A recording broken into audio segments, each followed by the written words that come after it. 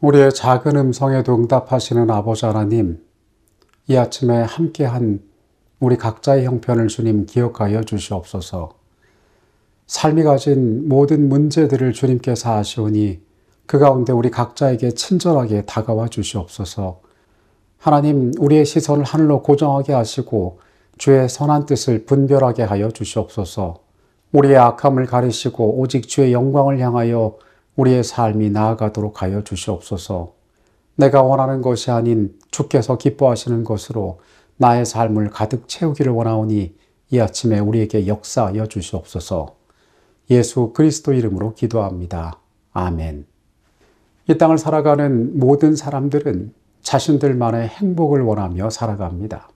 그러나 그 목적이 거기에 있다 할지라도 누구나 행복할 수 없음을 우리는 잘 알고 있습니다. 우리는 지난 한 주 삶의 참된 지혜가 어디에 있으며 그리고 그 가운데서 우리의 삶을 돕는 분이 계시고 우리의 삶이 궁극적으로 무엇을 위하여 나아가야 할지에 대하여 살펴보았습니다. 오늘은 지난 한 주 동안의 말씀을 더 깊이 살펴보도록 하겠습니다. 우리의 삶은 하나님이 계시지 않는다면 진정으로 행복한 삶을 살아갈 수가 없습니다. 성경은 끊임없이 말하기를 우리 자신의 것만으로는 결코 우리의 삶의 문제들을 해결할 수 없다라고 이야기합니다. 나의 삶이 유혹을 극복하는 것도, 인생의 허무에서 벗어나는 것도, 유한한 삶이 가지고 있는 한계를 벗어나는 것도 모두 불가능하다라고 이야기합니다. 사람들은 이 땅에서 자신만의 행복을 얻기 위하여 스스로 해결할 수 없는 문제들 앞에서 다양한 방법을 찾아봅니다. 그 짧은 삶, 불꽃처럼 사라지기 위하여 쾌락에 몰두해 보기도 하고 다른 것에 진리가 있다라고 이야기하기도 합니다. 그러나 시편은 분명하게 말합니다. 삶은 허무하고 아무 능력도 없으며 그것은 아침에 피었다 저녁에 시드는 꽃처럼 유한한 것이라고 이야기합니다. 그러나 사람의 날을 계수하는 그 지혜 너머에 우리의 삶을 돕기 원하는 분이 계신다라고 이야기하고 있습니다.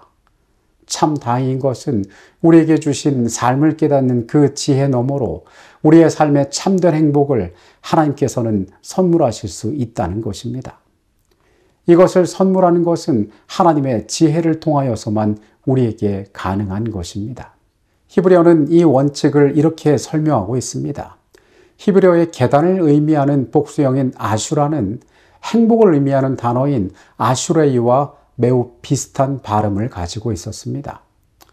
이것을 우리말로 옮기는 과정에서 이 연관성이 전혀 보이지 않게 되었지만은 히브리어 원어의 두 단어는 매우 유사한 발음을 가지고 있고 이것은 우리에게 매우 강력한 뜻을 전해주고 있습니다. 우리가 종로로 걸어가는 계단, 하나님의 뜻 가운데에서 같은 방향과 목적을 향하여 걸어가는 그 계단의 끝에는 행복한 삶이 준비되어져 있다는 것입니다.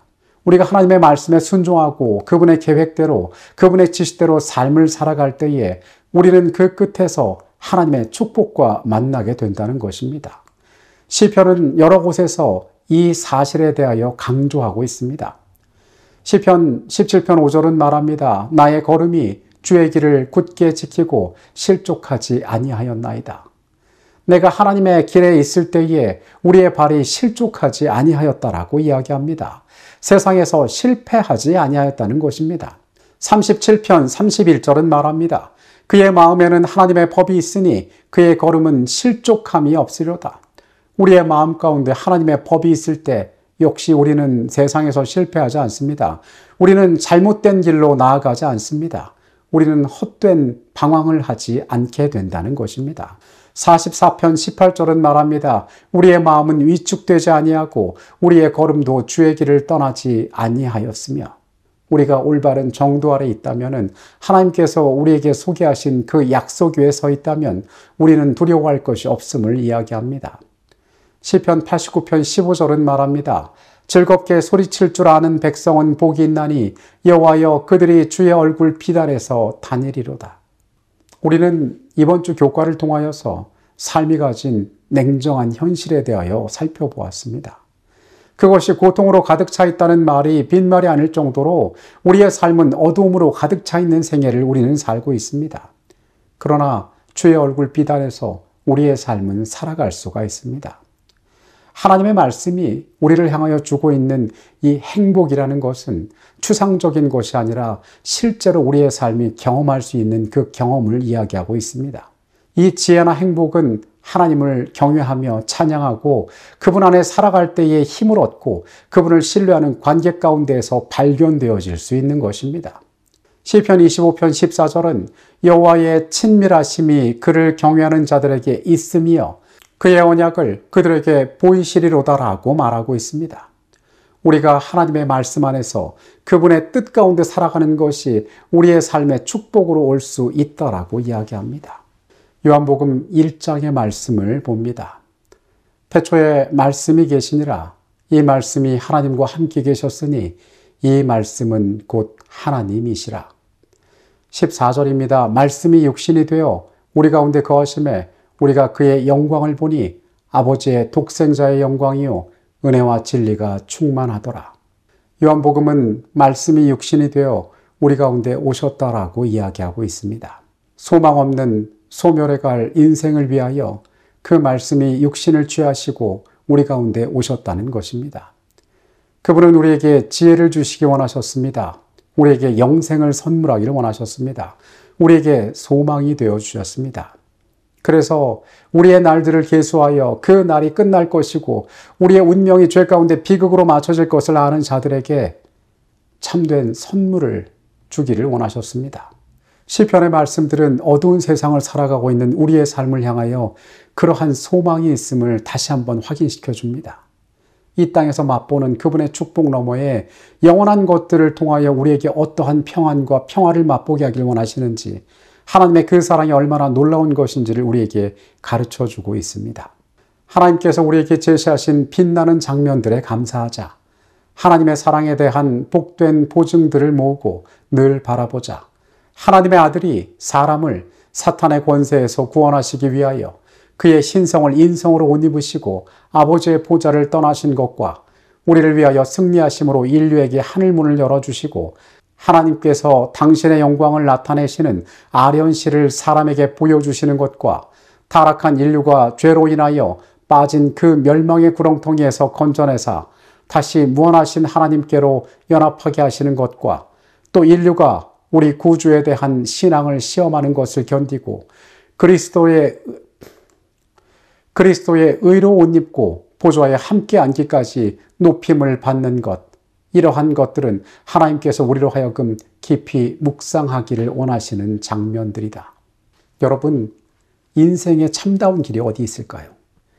그것은 하나님의 말씀에 순종하여 그분께 나아가고 그분의 말씀의 뜻에 따라 하나님의 법 아래 살아가는 것입니다. 하나님의 율법을 지키고 그 정도를 걸어가서 우리의 목적과 방향에 있어서 실족하거나 실수하지 않는 것이 복 있는 사람의 길인 것입니다. 우리를 향하여 주신 이 놀라운 축복들, 유한한 인생에게 주신 하나님의 사랑이 얼마나 놀라운지를 우리가 깨닫고 그 하나님의 이름을 높이며 찬양하며 살아가는 우리의 삶이 되시기를 간절히 바라겠습니다. 예비일이 되었습니다.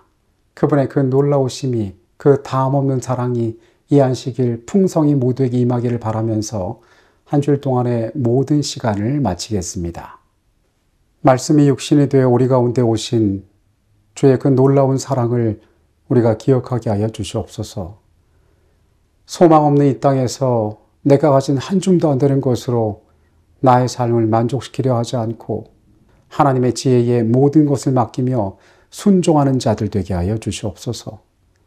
주의 안에서만 우리에게 안전이 있고 주의 안에서만 복된 길이 있음을 우리가 오늘 고백하오니 하나님 우리의 구주가 되어주시고 우리의 모든 여정의 안내자가 되어주시옵소서. 우리가 주의 이름을 높이고 주를 찬양합니다. 주께서 우리의 경배를 받기에 합당하신 분임을 고백합니다. 우리를 구원하신 그 놀라운 사랑들 우리가 한순간도 잊지 않게 하여 주시옵소서. 주님의 그 다함없는 사랑에 감사드립니다. 예수 그리스도 이름으로 기도합니다. 아멘.